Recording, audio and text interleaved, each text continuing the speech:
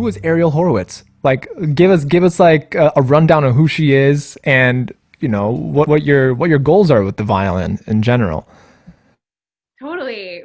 Wow. Okay. Who am I? Gosh, still trying to figure that out. No, I'm totally kidding. Yeah, aren't we Um, all? I mean, come on. yeah. Oh my gosh. Lifelong process to figure oneself out. Yeah. So I was born in Washington, D.C., and I was raised in the Midwest between Ohio and Indiana. So it was kind of interesting growing up, in that region of the country. I come from a very like non-traditional family format in like, how we in America generally think about like, families and the nuclear family unit. I have two moms. They're actually both named Amy, which is hilarious, and everyone always gets a good chuckle out of that, as do we all. And yeah, our family is just a little bit different.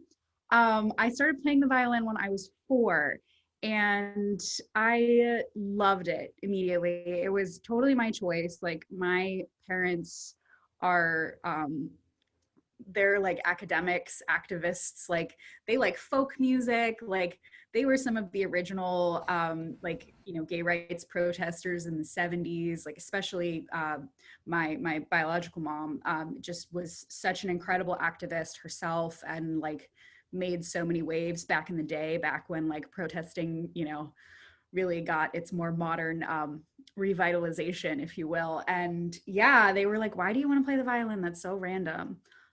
Like, I mean, cool, but but it was not, so many musicians come from musical families, and like my family's interested in music, but not in classical music. So it was super random, but I loved it right away. And as I was growing up, I quickly realized that like, there's a vibe in classical music that's very serious, very like, you know, classy, if you will, in both kind of positive and negative ways. And as I got to college, I went to Juilliard for my undergrad, which was amazing. It was an incredible experience.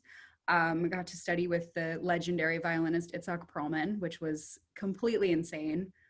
So random and wonderful, and life altering in so many ways. And I realized like, I love playing the violin, but one of the most important things for me was to contribute to like a more positive and a more diverse and a more accessible and less elitist classical music culture. So that's my main mission. That's kind of a through current in everything I do, because our art form is so special, but a lot of the baggage that comes with it is a little bit exclusionary sometimes. So that's my vibe.